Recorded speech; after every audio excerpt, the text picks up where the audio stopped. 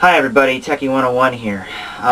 Okay, so as we know, if you read the last chapter of Bleach, we all know that someone who...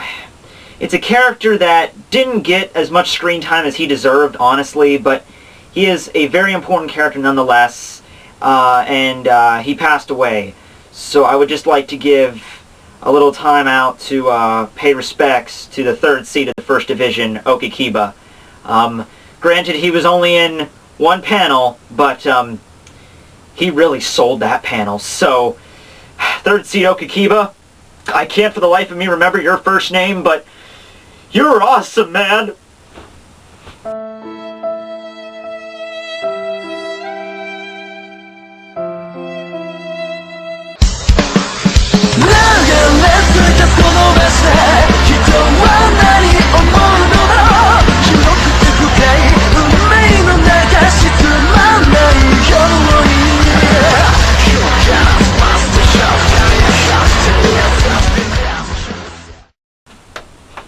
Hey everybody, Tekking101 here to review Bleach chapter number 511. So chapter starts off in a flashback. We get probably a look at the youngest we've ever seen, Shunsui. He's like a little kid, and he's looking at a picture of Yamamoto in his second Bankai form, in his Zanko no Tachi West form, in his room.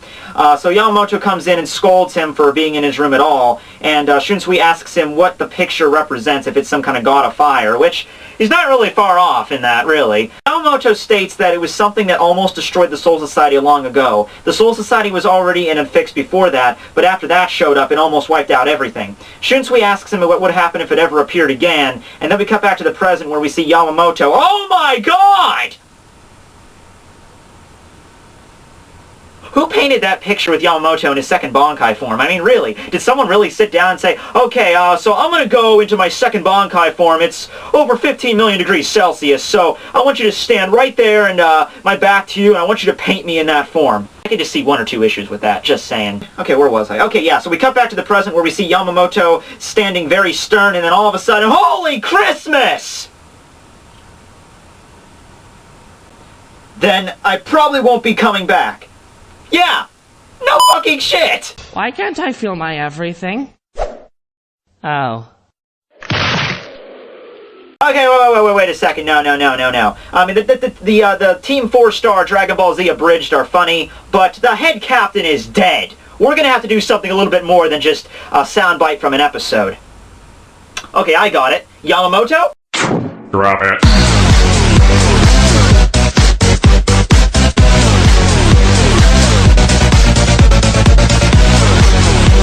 Oh, yeah.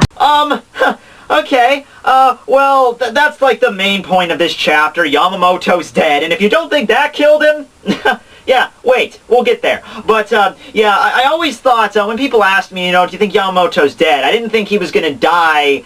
If he was going to die in this chapter, I don't think he would have died from that attack. I didn't think that attack last chapter that Juha did him was that serious. But yeah, apparently it was a little bit of an issue considering the fact that the majority of his body is now standing up when his head is not. But the human brain can survive, I think, a good, what was it, like a minute or something without, after it's being severed from the heart or something. So, he's still going. I'm not counting him out yet. Yamamoto's the kind of guy that got burned by his own nuke back in his fight against Aizen, and he still had enough energy to unleash a giant flame blade of hell to wipe out Aizen, which actually just resulted in Aizen getting some minor burns, but that's what I'm saying. He's still got some fight left in him.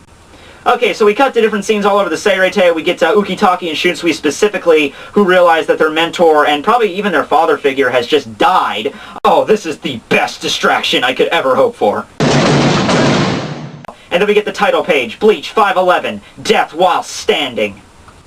That's a weird chapter title. How the hell do you die while standing up? Oh, that's how. In all seriousness, I really like how Kubo killed off Yamamoto, the way he got split in half and he died standing up. That's like a cool, warrior way to die, like the boss of everybody. That reminds me, that calls back to, if you read One Piece, One Piece had a character a lot like Yamamoto. His name was Whitebeard, and Whitebeard was basically this old figurehead of all these pirates. and he just got hammered in this war arc. Like, he just got killed. He got freaking cannonballs thrown at him. He got 2 holes blown in his chest, and that way he did die. He died, but he died standing up, and it was like a huge monument to just how strong this dude was. And Yamamoto kind of received the same treatment, and I just like the way Kubo did that. Okay, so I'm gonna go and talk to a shaman to resurrect myself, because apparently I have a bullet in my brain. So I'm gonna go fix that. I'll be right back in like 2 clicks. So Juha's standing over Yamamoto's corpse, and for some reason's not giving him a killing blow. He does state it's kind of pitiful to see you like this, but once again, head freaking captain, you want to make sure this guy's taken care of. I mean, give Aizen some credit. Even after Aizen pretty much thought that Yamamoto was out of the fight, he pretty much said, "You are the head captain, I'm going to kill you." At least he had some more initiative. Juha's all ready to walk away, and we actually get to see we actually finally get to hear the name of the white-haired blonde Quincy, or whatever his name is. His name is Hashvald. Alright, I'll give it to you. That was not what I was expecting his name to be. I'm hungry for some golden brown hash browns now, but I can wait till after the end of the review, I guess. But Yamamoto's not out of the fight yet. The guy's cut cleanly in half, from shoulder to hip. Juha's ready to walk away, but he grabs his ankle in one final act of resilience to stand at his post as the head captain. And I know where this is going right now.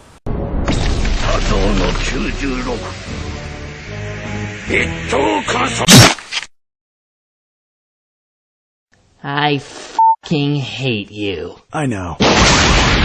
So I took that last panel a little bit out of context, but basically what happens is after Juha severs his arm, he goes on and states that Yamamoto actually did have the potential to be more of a threat than he is, because he didn't even heal his left arm, and this has been a subject of debate in the forums and stuff, like why didn't Yamamoto heal his arm against after the fight against Aizen, because it's very clear that Unohana is at least capable somewhat to heal it, because Soifone got her arm back, and Soifone and Unohana kind of lost their arms in different ways, as in it was like, but they were both completely disintegrated. Soifone's arm was dissolved. It didn't exist anymore. Yamamoto's arm was lost in a similar way. It was burned up in the Kido explosion. It's kind of like a sacrifice. So both of their arms no longer exist, and yet Soifone was able to get a new arm, and it's been stated that it was because of Unohana, and Orihime even revealed in this chapter that Juha even knows about Orihime's abilities, so that's one thing right there. Hold on to the end of the video. But, yeah, so I always assume that the reason Yamamoto didn't want to get the arm fixed is because Yamamoto is a soldier. He's been a soldier of the Goatee 13 for several thousand years.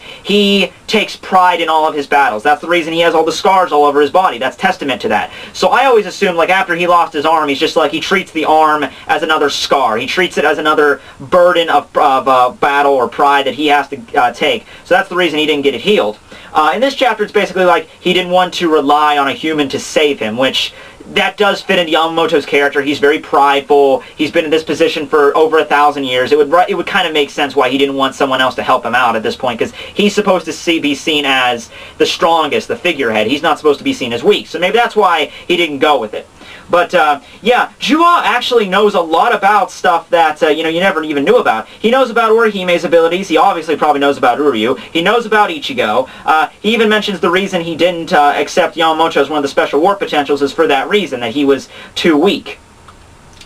He states that the former him was different, and we actually get a little bit of a flashback to the original Goatee 13. Although back then, I think there were literally 13 of them. I think that's how it was. All it says is you were known only as divisions. So I don't know if that means like the divisions still existed back then, or there were just 13 members, period. But Yamamoto was the leader back then, and he was treated kind of like a demon of sorts. He would just cut down his enemy, didn't care, didn't have any remorse, basically as a true god of death. Would act like a true Grim Reaper. He just cut down everybody. This is back when, I guess, Juha mentions the war, the extermination of the Quincy's 1,000 years ago, but from what I've always heard, the Quincy's died out 200 years ago, so maybe 200 years ago was just referring to, like, the survivors, like there was a few stragglers around, and that was Soken Ishida that died 200 years ago. Oh, wait, no, it wouldn't be 200 years ago, but maybe those were just stragglers. Like, the main conflict, against the Shinigami and the Quincy's, maybe that took place 1,000 years ago. Maybe that's what he's referring to here. So he states that the Goatee 13 has indeed died 1,000 years ago already, which is kind of parallel to when the Vizard show up again in the Fake Karakura arc, when the Vizard showed up to fight against Aizen, and Aizen just said to him, "You guys already died that night 100 years ago." Kind of the same thing when Juha said here to Yamamoto. It's like that little throwback there. Juha raises his bow, and he just completely unloads on Yamamoto. sounded sexual, but he does. He is gone, completely eviscerated. He shoots him dead with like 24 arrows. Big explosion. I highly doubt any fragment of Yamamoto could have survived after that. I think Kubo even wanted to slam it in further because the cover page did say, you know, farewell to the head captain. I think Kubo just wanted to restate to everybody, yes, Yamamoto is in fact dead. So, you know, I knew this was going to happen eventually. I thought I was going to hold off on this a little bit. We're only 30 chapters into the arc, about 31 chapters, so I didn't think it was going to happen this quick, but it did indeed happen. Yamamoto has been finally defeated. And then we get scenes from all over the Seirite, which pretty much can be summed up like this. We are royally screwed. Juha gives Hashvar the order to alert all of the Sternritters in the Soul Society to initiate, I guess it's phase 2 of the, you know, purge the Soul Society plan or whatever. He doesn't really say in phases, but I guess phase 1 is, you know, attack the Soul Society with the pillars, wipe out a bunch of the divisions, have the Sternritters pretty much take out the higher level people, as in the captains and vice captain, and phase 2, and Yamamoto. That's like the major thing, is take out Yamamoto. And then phase 2 is use the shadow ability, which the old man Quincy does, and he summons, oh, is that the old man Quincy, or is that, yeah, that's the old man Quincy, uses that, the shadow ability, to summon the soldat, or the soldiers, which are like the foot soldiers that come, I guess they're coming from the Ice Palace place, but we're not really sure. These guys actually look pretty cool. They actually reminiscent of like World War I type combat style. They have like the berets and like gas masks on. One random Shinigami states that, don't worry, they're just small fry, and then immediately gets stabbed in the abdomen. Wait a sec, that guy looks familiar. Isn't that guy from the 9th Division that tried to hit on Orihime that one time back in the Soul Society arc? Yeah, that's him. That's freaking him. Good for you. Good for you, Vondenreich. Good for you. Hated that guy. Okay, so, yeah, and we also get in this, and we also get a reveal in this panel that the Mohawk Quincy is somehow still alive. Asnok got burnt to a crisp. I'm pretty sure he's not going to show up anymore. But the Mohawk Quincy, he's still alive. So if anyone out there was worried about him, you know, you can put your thoughts at ease there, because he's still alive. So Juha witnesses even more explosions occur. The Soul Society, it's pretty much gone at this point. It's pretty much reduced to a crumbling pile of rubble. We have maybe a couple of captains still standing, vice captains, but the majority of like the soldiers in each division, the majority of those are most likely gone at this point. Pretty much we have just the captains, vice captains, and maybe, underline, maybe some of like the high-ranking seated officers, but for the most part, pretty much all the foot soldiers of the Soul Society, they're pretty much gone at this point. Granted that, who is it? Yuki and Shino, the two guys back from the beginning of the arc, they're still going to figure out some way to weasel this out and they're going to find some way to, you know, weasel out of this and be alive. I guarantee you that, because Kubo's doing something with them. I don't know what, but, yeah, something with them. They're probably going to be still alive. Probably the only foot soldiers that are still alive. But, yeah. So, Juha, once again, states something that is interesting that he would even know about, is the Zero Division. And this was one huge big thing people were talking about. The Soul Society's getting wiped out. There's no way. Even the head captain couldn't hand it up to him. The Zero, either Ichigo or the Zero Division's going to have to show up eventually. And as for Ichigo, I don't know why they thought like he was going to save everybody, because Ichigo's awesome, he's strong and everything, but there's no way Ichigo can be at all the places at once. I mean, the Vondenreich is in essence a freaking army. I mean, Aizen boasted before, oh, I have an Arankar army, but it only ended up being like, what, like 10, 15 people that could actually put up a good fight. Everyone else was just kind of filler. The Vondenreich has a pretty solid army at this point. Juha mentions that they're going to eliminate, pretty much like reduce the Soul Society to rubble and then retreat, because then the Zero Division is going to show back up and then they're going to, you know, wait for them. And he doesn't actually say what their plan of attack is to fight the Zero Division, but Juha is intelligent enough to know that the Zero Division is obviously very strong. Probably stronger than, I don't want to say stronger than maybe, you know, Ichigo or Yamamoto, but they're stronger than just the average Shinigami captain, maybe, each one individually. So, we don't know how many there are, but they're probably going to show up pretty soon, and I just like this. And another thing is how Juha would even know about the Zero Squad's existence, because I think even some of the Soul Reaper captains don't even know who's in the Zero Division, or even if the Zero Division is even a thing. But, so, yeah, that's interesting that we even got a reference to that the Zero Division is going to show up eventually. So that's pretty cool. So last page of the chapter, Juha's pretty standing triumphantly when all of a sudden in the sky a giant explosion occurs, and Juha actually looks very freaked out by this. I mean, this is a guy that planned for everything. He planned for all these contingencies. There's freaking cobwebs on my finger. It's been annoying me the entire video. But, yeah, this is a guy that's been planning for everything. Like, he planned for Yamamoto. He planned to have Roy take his place. He, you know, went down and talked to Aizen. He had a contingency for that. He had all these plans, and he even planned for the Zero Division. Then all of a sudden, this explosion in the sky, which is probably a rift in space. So either the Zero Division's coming through a little bit earlier than they thought, or it's Ichigo, or it's someone else from Mundo, or, you know, just some kind of dimensional breach. This is what has him freaked out. So maybe he can feel the spiritual pressure of who it is. Maybe he's thinking, but here's the thing, even if it was Ichigo, unless Ichigo's like gone uber holified again, I can't really see Juha getting too shocked by that. I mean, Juha's a guy that plans this for contingencies. He probably expected that, yeah, when I go and storm the Soul Society, it's highly likely that Ichigo's going to show up at one point. But he looks pretty shocked. So next chapter, I'm going to say it's Ichigo. I'm just going to say it because I'm thinking if the Zero Division showed up, they would be more, the Zero Division would show up in a better fashion than just, you know, blowing a hole in the sky and in the dimensions. So that sounds like something like Ichigo would do, like breaking out of Kurji's prison somehow. Other than that, I've heard it could be Grimjow or Hollybell too with him, like these reinforcements from Mundo coming in. I've heard something could be World of the Living, it could be Uryu. So yeah, but even if it is Ichigo, even if it is the Zero Division, they're not going to be able to clean this mess up easily. I mean, we have Juha has Yamamoto's Bankai.